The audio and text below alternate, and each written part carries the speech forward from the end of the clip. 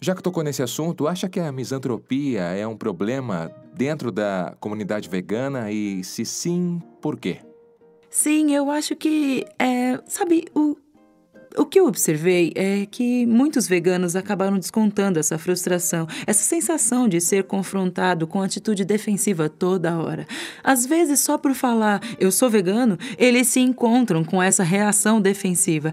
E muitos veganos não têm as ferramentas ou o entendimento da psicologia de comer animais, a psicologia do carnismo e como apenas ter um relacionamento saudável. Ficaram desesperados, frustrados e misantropos. Podemos ver também muitas brigas entre os veganos que não aprenderam as ferramentas para se comunicar efetivamente e empaticamente entre as diferenças. Quer dizer, a maioria de nós nunca teve um treinamento de como ter um relacionamento saudável ou como se comunicar com as pessoas que encontramos pelo mundo. Então, a maioria das pessoas tem dificuldades em ter relacionamentos saudáveis, mas aí quando você coloca um fator como o veganismo e o carnismo, que é uma diferença ideológica muito importante entre as pessoas, algumas delas podem sentir que é quase impossível falar sobre isso.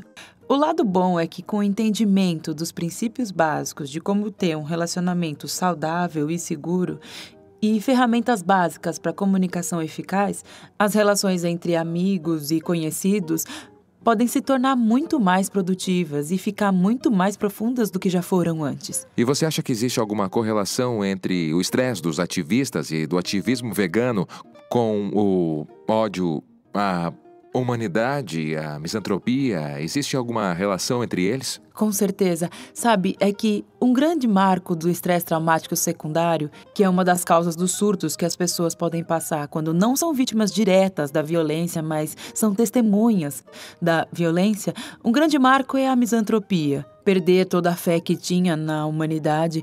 E isso faz todo sentido para os veganos. Sabe por quê? Muitas pessoas se tornaram veganas porque se importam de verdade, porque fizeram a conexão. Elas querem fazer uma diferença positiva no mundo, pelos animais e pelo mundo.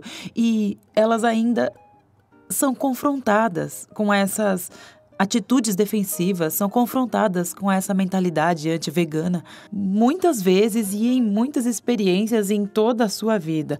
Sabe, veganos trabalham, ativistas veganos trabalham muito para tentar fazer um mundo melhor para os animais e seus esforços são invisíveis na melhor das possibilidades. Eles são ridicularizados e zombados.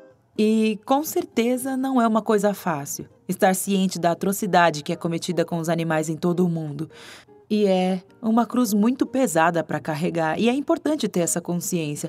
Mas precisamos de apoio para conseguir fazer esse trabalho, para fazer esse importante trabalho que os veganos têm feito de forma sustentável, que não leve à misantropia, à raiva, ao estresse e às brigas internas. Esse é um dos principais motivos de eu ter escrito esse livro. Eu vejo pessoas que escolheram esse caminho do veganismo, que são pioneiras nesse movimento de justiça social que é novo e que está realmente começando a transformar o mundo, fazendo o trabalho duro que precisa ser feito e tendo que lidar com as consequências dessa escolha. Uma consequência que não tinha sido antecipada sobre se tornar vegano. Então eu queria escrever um livro que apoiasse os veganos, para que possamos nos comunicar mais efetivamente e cultivar relacionamentos e ajudar a sustentá-los ao invés de sugá-los. As pessoas geralmente criticam o movimento vegano, sugerindo que forçamos nossa visão para as pessoas, em particular para as crianças.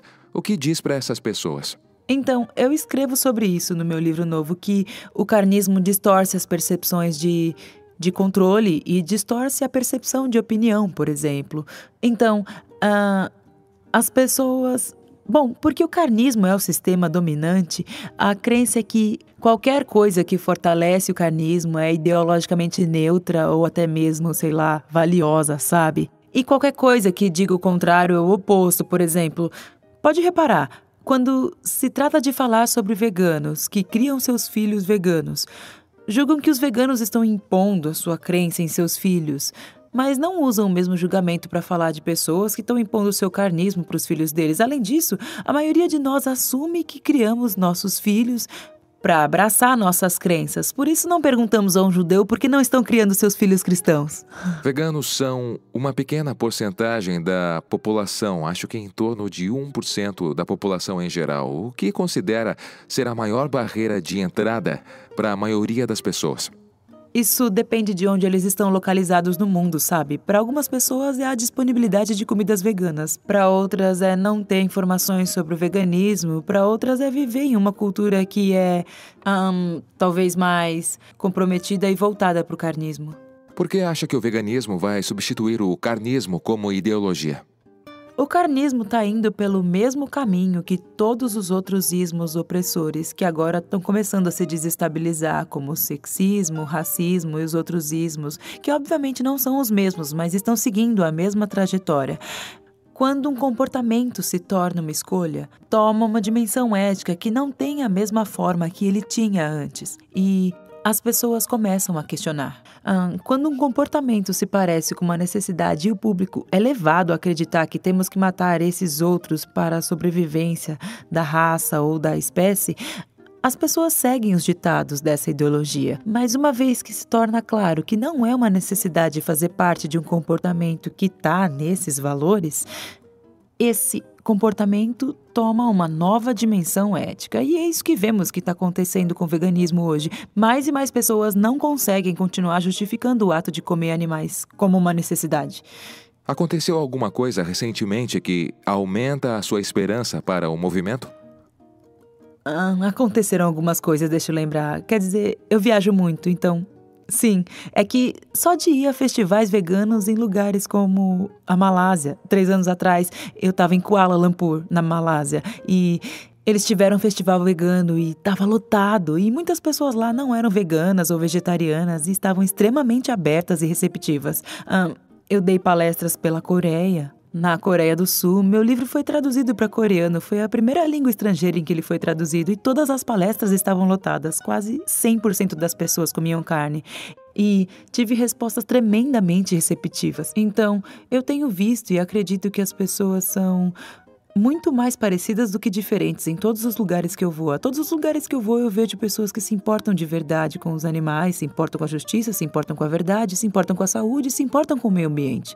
Então, para os veganos, de alguma forma é fácil vender a ideia. Estamos advogando que os valores veganos são os valores de todos. A maioria das pessoas quer o mesmo tipo de mundo, é esse que estamos buscando. Por que existe tanta falta de informação na mídia sobre o veganismo? Sabe, o carnismo, assim como os outros sistemas dominantes, se mantém vivo fazendo 2 coisas. Ele precisa se autovalidar e invalidar o contrassistema que o desafia, que nesse caso é o veganismo. E então, o carnismo usa 2 tipos de defesa. Uma delas é nos ensinar que comer animais é a coisa certa a se fazer, que é normal, natural e necessário, e também se defende nos fazendo acreditar em uma série de mitos que nos levam a pensar que não comer animais é a coisa errada a se fazer. E uma das maneiras de se fazer tudo isso é criar vários mitos entre os próprios veganos. Sabe, o carnismo condiciona todos nós a acreditar que as pessoas que nos estão trazendo informações que nos ajudariam a sair da caixa carnista em que estamos presos, não estão do nosso lado.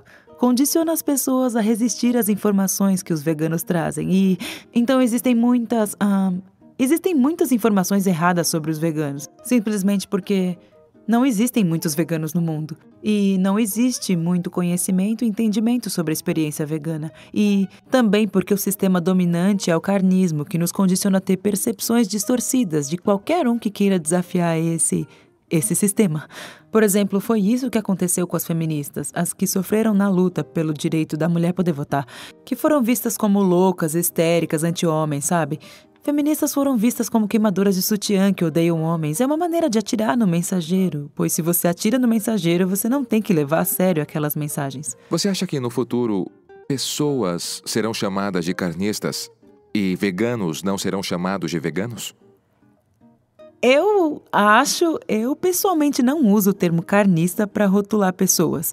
Eu uso como um adjetivo. Eu acho que a comida será rotulada como carnista, ao invés de ser rotulada como vegana. E do que eu vi da minha experiência e o que eu entendo como psicóloga que estudou transformação social, parece ser muito claro para mim que O veganismo vai substituir o carnismo como ideologia dominante um dia. A questão não é se e sim quando. E parte do processo para chegar lá provavelmente será o de comidas serem rotuladas com C ao invés de V. Você tem alguma dica para veganos com dificuldades nos relacionamentos ou para veganos que não são muito eficazes no ativismo? Então, o que geralmente acontece entre veganos e não veganos é ficarem presos em argumentos sobre o conteúdo. O conteúdo da conversa é sempre sobre o quê?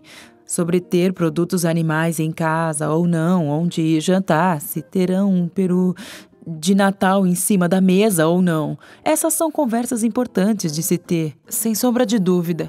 E, ao mesmo tempo, antes da diferença de crenças e dos conteúdos está a relação. É assim que nos comunicamos sobre esses problemas. Antes do veganismo e do carnismo, existe um relacionamento entre pessoas. E é para aí que a atenção deve estar voltada quando falamos sobre qualquer problema. E isso principalmente sobre problemas difíceis, nos quais as pessoas têm diferentes opiniões. Então, acredito que uma das formas de ter um relacionamento saudável é estar comprometido em ser uma testemunha empática para o outro, ambas as partes, comprometidas em ouvir abertamente, com compaixão, empatia, dar o seu melhor e sem julgamentos. E também evitar julgar, evitar ficar julgando e envergonhando um ao outro. Quando se trata de veganos e não veganos em um relacionamento, o jogo não está nivelado. Veganos são parte de um grupo social não dominante. Os veganos pelo mundo, ao viverem as suas experiências, são quase sempre subjugados. Existem estereótipos veganos que moldam a percepção de não veganos sobre os veganos, e isso pode atrapalhar um relacionamento.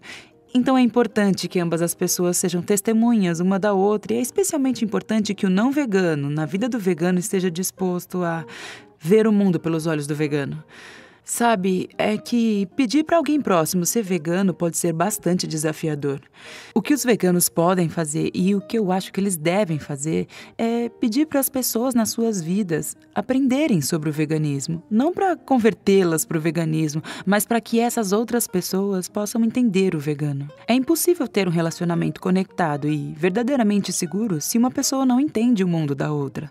E, inclusive, uma das coisas que eu escrevo no meu livro é como pedir para que as pessoas da sua vida sejam suas aliadas, como ser aliada do vegano, como estar disposta a entender as suas crenças, seus valores, suas motivações e entender para que ela possa te apoiar nessa escolha, mesmo não escolhendo esse estilo de vida para ela. E, por último, o que o futuro reserva para a doutora Melanie Joy? Assim que Além das Crenças estiver publicado e lançado, tomaremos algumas decisões que serão os próximos passos para o livro.